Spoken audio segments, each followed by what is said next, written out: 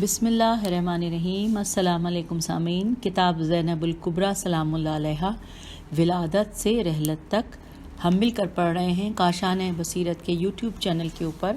پچھلی آڈیو میں ہم نے پیج نمبر 290 کے اوپر بی بی زینب سلام اللہ علیہا کے خطبے کی شرح کا اختتام کیا تھا، اور یہ پارٹ آڈیو نمبر 19 ہے، اور اس میں ہم پیج 90 ہی کے بالکل آخری 2 لائنوں سے آج کی ریڈنگ کا آغاز کریں گے، جس کی ہیڈنگ ہے کہ خطبہ سیدہ زینب سلام اللہ علیہا بالفاظ دیگر۔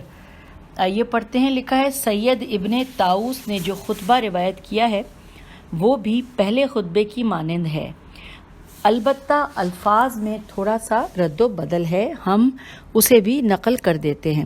تو سامعین، یہاں پہ پیج 291 اور پیج 292 اور پیج 293 ان تینوں کے اوپر بی بی زینب سلام اللہ علیہا کا وہ خطبہ لکھا ہے جو کہ سید ابن طاؤس نے روایت کیا ہے۔ اس میں کیونکہ یہ مکمل عربی میں ہے اور جس میں اعراب بالکل بھی نہیں ہے، کوئی بھی زیر زبر پیش فتح دمہ کسرہ نہیں ہے، تو اس کو تو ہم ظاہر ہمارے لیے نہ پڑھ ہم سکتے ہیں صحیح طریقے سے اور نہ ہم سمجھ سکتے ہیں۔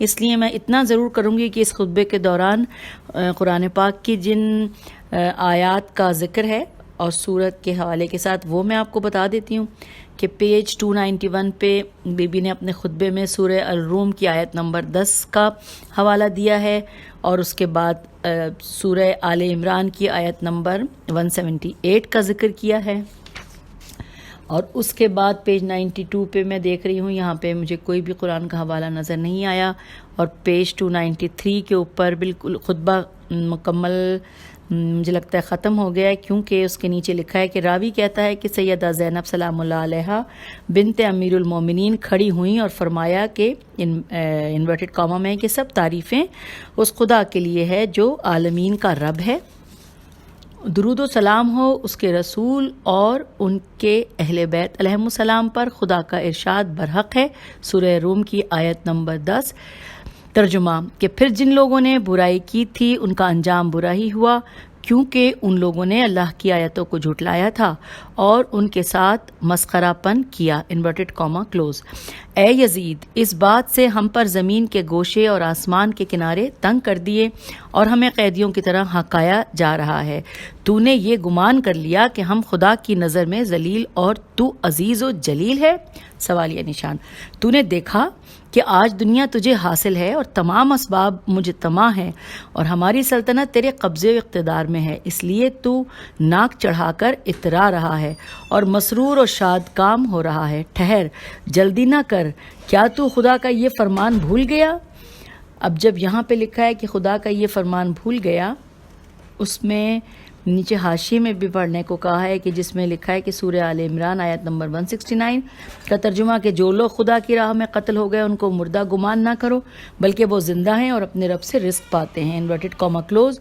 اور ساتھ ہی جو کہ یہاں پہ اس میں آیت لکھی تھی اس کا ترجمہ لکھا ہے کہ کافر لوگ یہ گمان نہ کریں کہ ہم نے ان کو جو ڈھیل دے رکھی ہے یہ ان کے لیے بہتر ہے، ہم تو محض اس لیے ان کو مہلت دیتے ہیں کہ دل کھول کر گناہ کر لیں، ان کے لیے رسوا کرنے والا عذاب موجود ہے، انورٹڈ کاما کلوز۔ پیج 295 پہ ہم آ گئے ہیں اور ہم خطبے کو پڑھ رہے ہیں۔ آگے لکھا ہے کہ اے آزاد کردہ غلاموں کے بیٹے، کیا یہ عدل و انصاف ہے کہ تو اپنی آزاد عورتوں اور لونڈیوں کو گھر میں پردے کے اندر بٹھائے، لیکن دختران رسول علیہ السلام کو بے مقنا و چادر، کھلے منہ اور ننگے سر اس حال میں شہر بشہر کو بکو پھرائے کہ پانی کے گھاٹ پر خیمہ زن اور خانہ بدوش نیز قریب و بعید، رذیل و شریف، حاضر و غائب، غرض یہ کہ تمام اقسام کے لوگ ان کا نظارہ کریں اور ان کے ساتھ ان کے مردوں اور مددگاروں میں سے بھی کوئی نہ ہو؟ بھلا اس شخص سے کسی خیر و خوبی کی کیا امید ہو سکتی ہے کہ جس کی دادی نے پاک بازوں کے جگر چبائے اور ان کا گوشت شہیدوں کے خون سے آگاہ ہو، اور رسول خدا صلی اللہ علیہ وآلہ وسلم کے خلاف جتھے اکٹھے کر کے جنگیں کی ہوں؟ ایسا شخص ہم اہل بیت علیہم السلام کے بغض اور عداوت میں کیوں کر تعامل اور سستی کر سکتا ہے، جو ہماری طرف دشمنی اور دعوت اور حسد و کینے کی نظر سے نگاہ رکھتا ہے؟ پھر تو گناہ اور امر عظیم نہ سمجھتے ہوئے بلکہ خوش ہو کر کہتا ہے کہ اگر آج تیرے بدر والے مقتول موجود ہوتے تو خوش ہو کر تجھے دعا دیتے کہ اے یزید تیرے ہاتھ شل نہ ہو۔ اے یزید، تو جوانان جنت کے سردار ابو عبداللہ الحسین علیہ السلام کے لب و دندان پر چھڑی سے بے ادبی کرتا ہے، تو ایسا کیوں نہ کرے جبکہ تو نے ہمارے زخم کو گہرا کر دیا اور ذریت رسول صلی اللہ علیہ وآلہ وسلم اور عبد المطلب کی اولاد میں سے زمین کے ستاروں کے مقدس خون کو بہا کر ان کی جڑ کو اصل سے اکھیڑ دیا۔ پھر خوش ہو کر اپنے بزرگوں کو پکارتا ہے اور صدا دیتا ہے ان قریب تو اس انجام سے دوچار ہوگا اور انہی کے موارد میں وارد ہوگا۔ اس وقت تو اس کو بات کو پسند کرے گا، کاش تیرے ہاتھ شل ہوتے اور تو گونگا ہوتا اور جو کچھ کہا اور کیا ہے نہ کہتا اور نہ کرتا۔ یا اللہ ہمارا حق حاصل کر اور ظالموں سے ہمارا انتقام لے، اور جن لوگوں نے ہمارا خون بہایا ہے اور ہمارے مددگاروں کو قتل کیا ہے ان پر اپنا قہر و غضب نازل فرما۔ اے یزید، خدا کی قسم تو نے اپنا چمڑا کاٹا ہے اور اپنے ہی گوشت کے ٹکڑے کیے ہیں، تو ذریت رسول صلی اللہ علیہ وآلہ وسلم کے خون بہانے اور ان کی ہتک و حرمت کرنے کا بوجھ اٹھا کر ان قریب رسول اکرم صلی اللہ علیہ وآلہ وسلم خدا کی بارگاہ میں حاضر ہوگا، جبکہ بروز قیامت خدا ان سب کو ایک جگہ جمع کرے گا اور ان کی پراگندی کو دور کرے گا اور ان کے دشمنوں سے انتقام لے گا۔ سورہ آل عمران آیت نمبر 169 ترجمہ کہ جو لوگ خدا کی راہ میں قتل ہو گئے ان کو مردہ گمان نہ کرو، بلکہ وہ زندہ ہیں اور اپنے پروردگار سے رزق پاتے ہیں۔ Inverted comma close. تیرے لیے خدا کا حاکم ہونا، پیغمبر کا دشمن ہونا اور جبرائیل علیہ السلام کا ہمارے مددگار ہونا کافی ہے۔ جن لوگوں نے تیرے لیے زمین ہموار کی اور تجھے مسلمانوں کی گردنوں پر مسلط کیا، انہیں معلوم ہو جائے گا کہ ظالموں کا کس قدر برا انجام ہے، اور یہ بھی واضح ہو جائے گا کہ کس کا انجام برا اور لشکر کمزور ہے۔ اے یزید، یہ بھی انقلاب روزگار اور حوادث زمانہ ناہنجار کا شاہکار ہے کہ میں تجھ سے خطاب کروں۔ میں تیرے مقام کو اس سے کہیں پست تر اور تیری رجز و توبیخ کرنے کو سخت عظیم سمجھتی ہوں، مگر کیا کروں؟ آنکھ گریاں اور سینہ سوزاں بریاں ہے۔ کس قدر تعجب کی بات ہے کہ شیطانی گروہ اور آزاد کردہ افراد کی اولاد نے خدا کے نجیب کردہ گروہ کو قتل کر دیا ہے۔ یہ دیکھیے ان ہاتھوں سے ہمارا خون بہہ رہا ہے اور ان منہوں نے سے ہمارا گوشت گر رہا ہے۔ افسوس ہے کہ کربلا میں ابدان طاہرہ بے گور کفن پڑے ہیں۔ اے یزید، اگر آج تو ہماری ظاہری کمزوری کو اپنے لیے غنیمت سمجھ رہا ہے، کل فردائے قیامت تو اسی بات کو تاوان سمجھے گا، جب تو سوائے اپنے ہاتھوں کے کرتوتوں کے اور کچھ نہ پائے گا، اور خدا اپنے بندوں پر ہرگز ظلم نہیں کرتا۔ ہم بارگاہ خدا میں ہی شکوہ و شکایت کرتے ہیں اور اسی پر بھروسہ کرتے ہیں، جس قدر جی چاہے فریب کر لے اور جس قدر چاہے تنگ و تاز کرے اور جی بھر کے جد و جہد کر لے۔ خدا کی قسم تو ہرگز ہمارے ذکر جمیل کو مٹا نہیں سکتا اور نہ ہماری وحی یعنی شریعت کو ختم کر سکتا ہے، اور نہ ہی ہمارے مقام کی بلندی کو چھو سکتا ہے، اور نہ اپنے کرتوت کی آر و شنار کو دور کر سکتا ہے۔ تیری رائے و تدبیر کمزور اور گنتی کے چند یوم اور تیری جماعت پراگندہ ہے۔ وہ وقت قریب ہے جب ایک منادی ندا کرے گا، آگاہ رہو، لعنت ہو ظلم و ستم کرنے والی قوم پر۔ اس خدا کی حمد و ثنا ہے جس نے ہمارے پہلے کا خاتمہ سعادت اور مغفرت کے ساتھ اور آخری کا شہادت اور رحمت کے ساتھ فرمایا۔ ہم اس سے سوال کرتے ہیں کہ وہ ان کے اجر و ثواب کو مکمل کرے اور مزید اجر جزیل عطا کرے اور ہمیں ان کی صحیح جانشینی کرنے کی توفیق عطا کرے۔ وہ بڑا مہربان اور محبت کرنے والا ہے، اور اللہ ہمارے لیے کافی ہے اور بہترین وکیل ہے۔ Inverted comma close. پیج 298 پہ سامعین، ہم نے اس خطبے کو جو کہ کتاب میں دوبارہ شیئر کیا گیا تھا، کہ جس کے حوالے سے کہا گیا تھا کہ یہ خطبہ سید ابن طاؤس نے روایت کیا ہے، جو کہ تھوڑی بہت رد و بدل کے ساتھ تھا، وہ بھی ہم نے پڑھ لیا۔ اور اب ہم 16ویں فصل کو بھی ختم کر چکے ہیں۔ پیج 299 کے اوپر 17ویں فصل کا ہم آغاز کرنے جا رہے ہیں الحمدللہ۔ آئیے میں پہلے آپ کو بتاؤں کہ پیج 299 کے اوپر وہ تمام ہیڈنگز دی ہوئی ہیں کہ جو ہم نے اس 17ویں فصل میں آگے پڑھنی ہیں۔ آئیے پہلے اس کو پڑھے لیتے ہیں۔ اس میں سب سے پہلا پوائنٹ جو ہے ہمیں نظر آ رہا ہے وہ ہے آل رسول صلی اللہ علیہ وآلہ وسلم خراب شام میں۔ دوسرا پوائنٹ جو ہم پڑھیں گے وہ امام زین العابدین علیہ السلام کے ساتھ منہال کی ملاقات۔ تیسرا پوائنٹ زوجہ یزید کا قید خانے میں آنا۔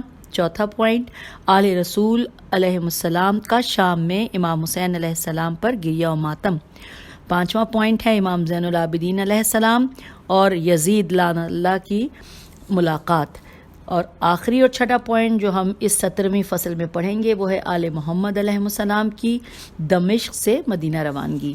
تو آئیے یہ پیج نمبر 300 پہ ہم پہنچ گئے ہیں۔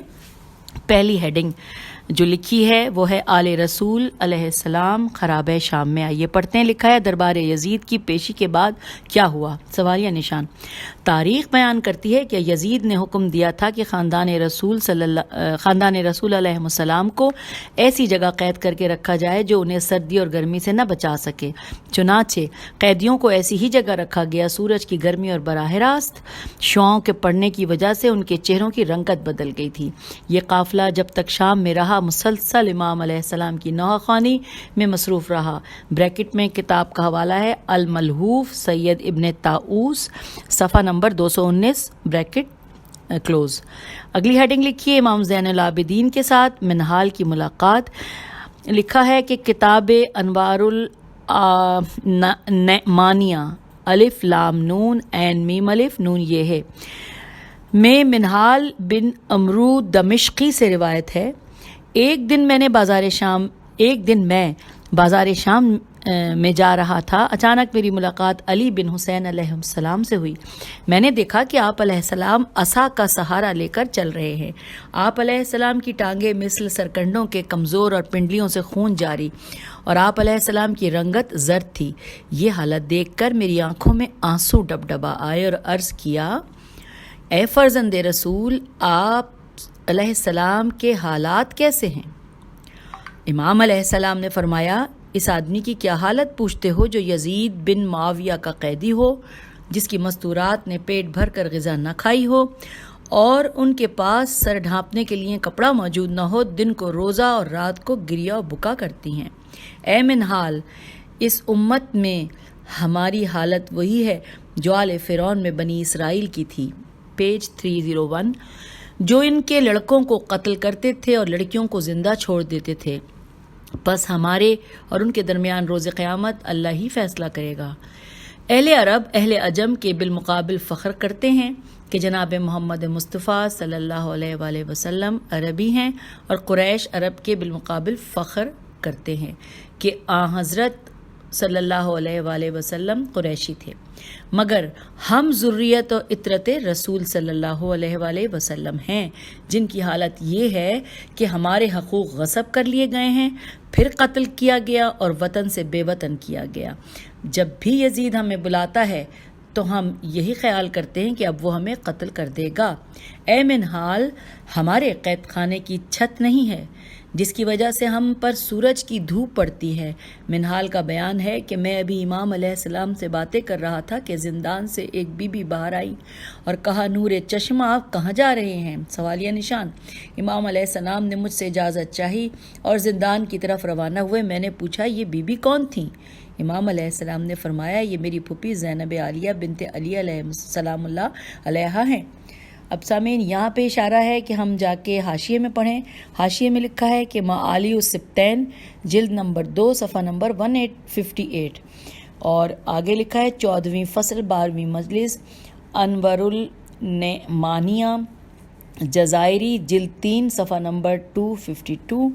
دونوں کتابوں میں چند الفاظ کا اختلاف ہے، اور یوں ہم نے حاشیے میں پڑھ لیا، اور اب ہم صفحے کی طرف واپس آ گئے جہاں لکھا ہے کہ منہال کا بیان ہے کہ میں امام علیہ السلام کی حالت دیکھ کر آج تک روتا ہوں۔ اچھا، یہاں پہ یہ گفتگو ختم ہو گئی ہے، اور اگلی ہیڈنگ ہے زوجہ یزید کا قید خانے میں آنا۔ آئیے پڑھتے ہیں۔ لکھا ہے، زوجہ یزید کا نام ہند بنت عبداللہ بن عامر تھا۔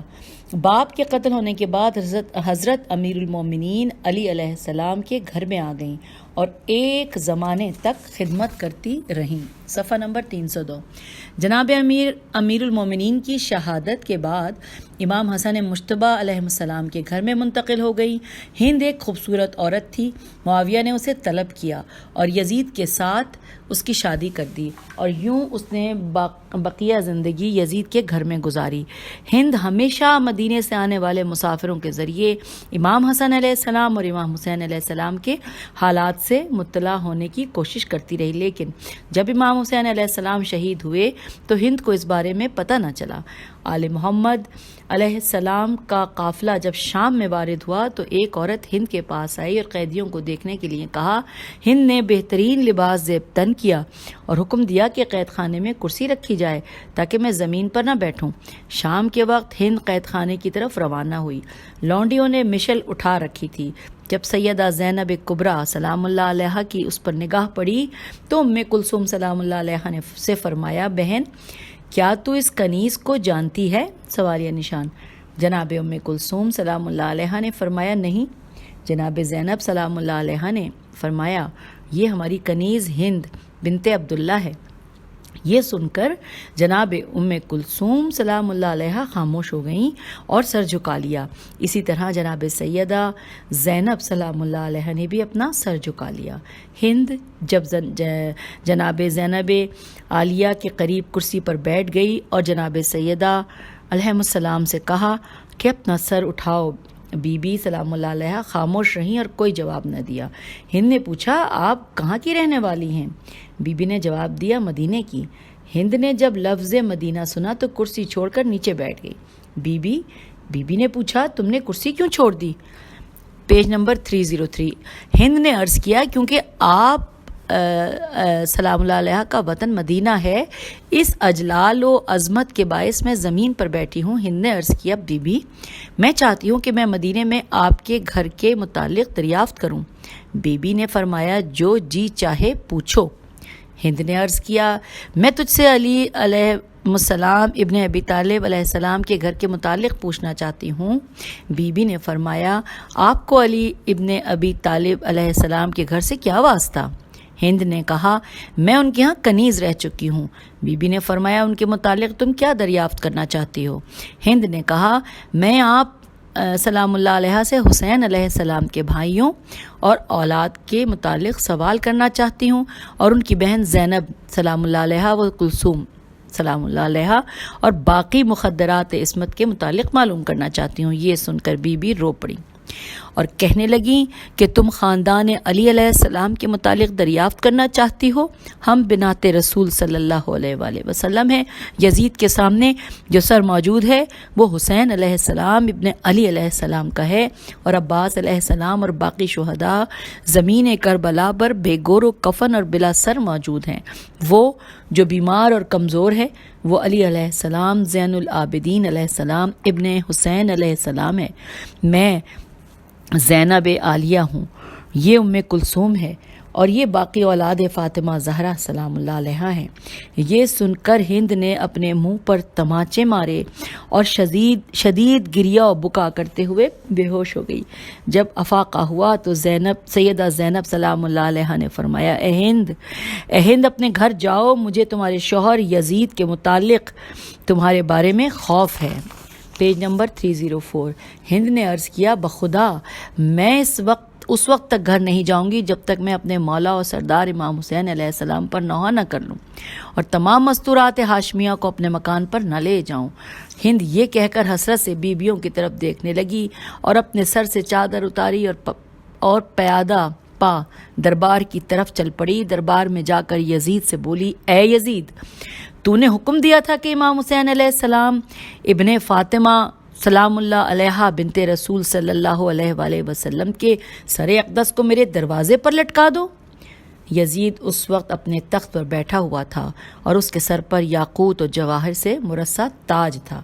جب اپنی زوجہ کو اس حالت میں دیکھا تو اٹھا اور اس کے سر پر چادر ڈالی اور کہنے لگا، ہاں اے ہند، قتل حسین علیہ السلام ابن فاطمہ سلام اللہ علیہ بنت رسول صلی اللہ علیہ وآلہ وسلم پر نوحہ کرو۔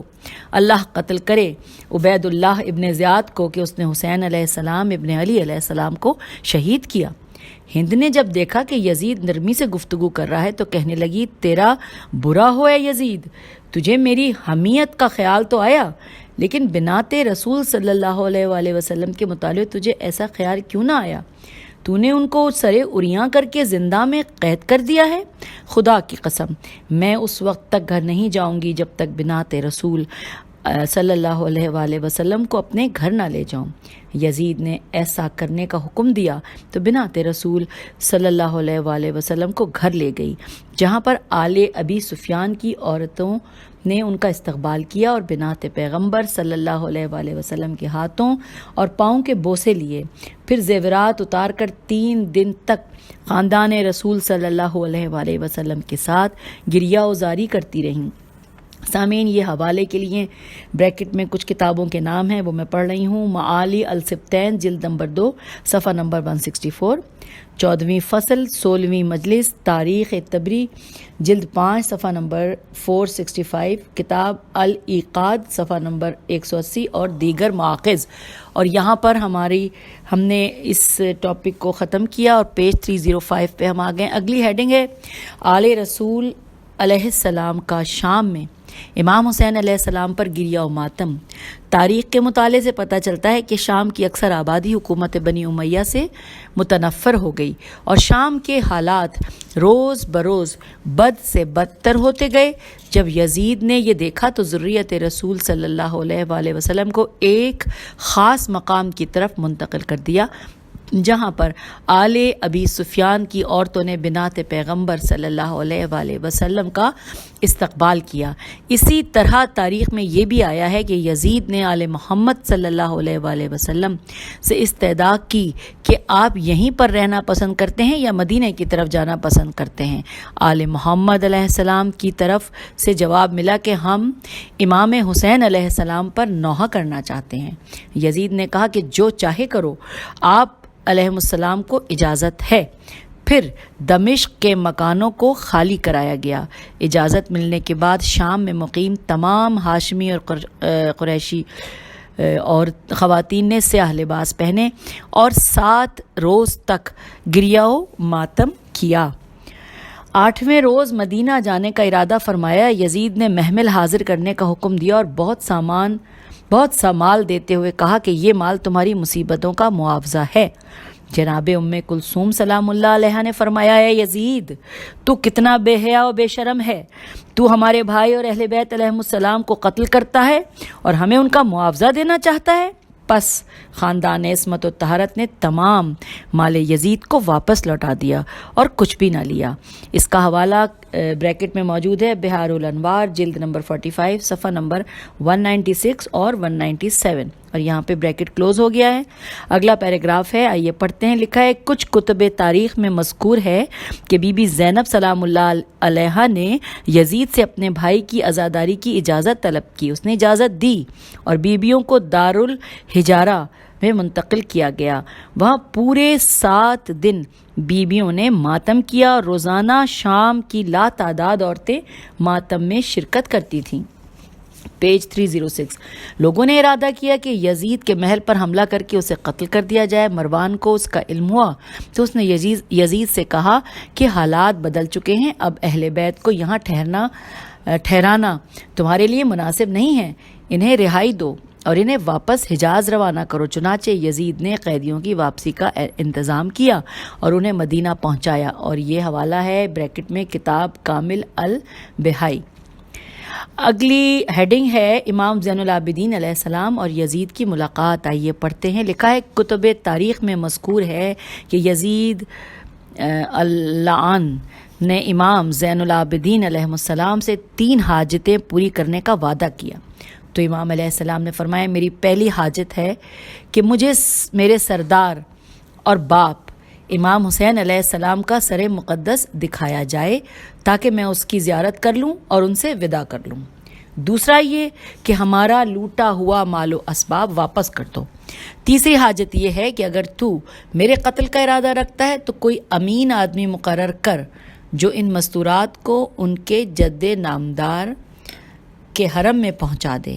یزید نے کہا جہاں تک آپ کے والد کے سر کا تعلق ہے آپ اسے کبھی نہیں دیکھ سکیں گے، اور جہاں تک تمہارے قتل کا تعلق ہے تو میں نے اس سے درگزر کیا اور تم خود ہی ان مستورات کو لے کر مدینہ جاؤ گے۔ جہاں تک لوٹ کے مال و اسباب کا تعلق ہے تو میں اس کا کئی گنا معاوضہ دینے کے لیے تیار ہوں۔ امام سجاد علیہ السلام نے فرمایا ہمیں تمہارے مال کی کوئی ضرورت نہیں ہے، میرا مطالبہ تو یہ ہے کہ جو مال ہم سے چھینا گیا وہ ہمیں واپس دیا جائے، کیونکہ اس میں حضرت فاطمہ جناب سلام اللہ علیہ بنت رسول صلی اللہ علیہ وآلہ وسلم کا چرخہ، ان کا مقنا، گلو بند اور ان کی قمیص ہے۔ اور سامعین یہاں پہ بریکٹ میں حوالہ ہے کتاب ملحوف صفحہ نمبر 224۔ اب ہم آ گئے ہیں پیج نمبر 307 پر، اور اگلی ہیڈنگ ہے جس کو ہم پڑھنے جا رہے ہیں آل محمد علیہ السلام کی دمشق سے مدینہ روانگی۔ آئیے پڑھتے ہیں۔ لکھا ہے شہادت امام حسین علیہ السلام کے بعد خاندان رسول صلی اللہ علیہ وآلہ وسلم کی اس طرح تذلیل و توہین سے یزید کا ظاہری طور پر جو مقصد تھا کہ وہ اس طرح اہل بیت علیہ السلام رسول صلی اللہ علیہ وآلہ وسلم کے اثر و رسوخ کو ختم کر کے اہل عالم پر اپنی دھاک بٹھا سکے گا اور اپنے اقتدار کو مضبوط کر لے گا، لیکن حالات نے بہت جلد پلٹا کھایا، خصوصاً سیدہ زینب سلام اللہ علیہ کے خطبوں، امام سجاد علیہ السلام کا مسجد اموی میں خطبہ دینا اور باقی مخدرات عصمت کے خطبوں نے ایوان اقتدار کے ستونوں کو کھوکھلا کر کے رکھ دیا۔ چنانچہ ہر طرف سے، حتیٰ کہ خود اپنے افراد خانہ کی طرف سے بھی اس کو لعنت و ملامت کا سامنا کرنا پڑا۔